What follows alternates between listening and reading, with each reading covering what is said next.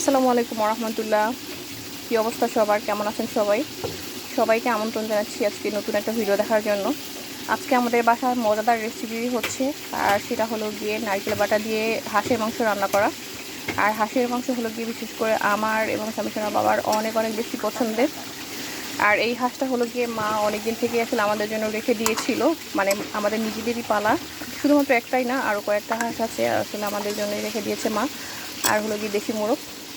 আসলে নারকেল বাটা দিয়ে আমি এই রেসিপিটা অনেক অনেক বেশি পছন্দ করি। আসলে নারকেল বাটা দিয়ে হলো কি হাঁসের মাংস, তো এ কারণে আসলে আজকে মা বলতেছে যে ঠিক আছে তাহলে আজকে এই রেসিপিটাই হোক, মানে রান্না করা আজকে।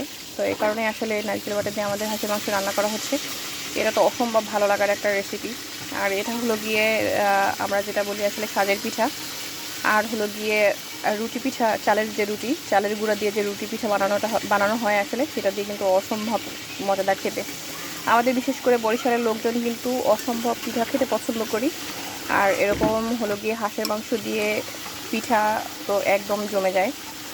তো যাই হোক, আমরা আসলে এরকম মজার মজার খাবার খাচ্ছি দেশে আসার পরে। ভিডিওটা দেখার জন্য সবাইকে অনেক অনেক ধন্যবাদ জানাচ্ছি। ভিডিওটা যদি সবার কাছে ভালো লেগে থাকে তাহলে অবশ্যই লাইক, কমেন্টস এবং শেয়ার করতে ভুলবেন না।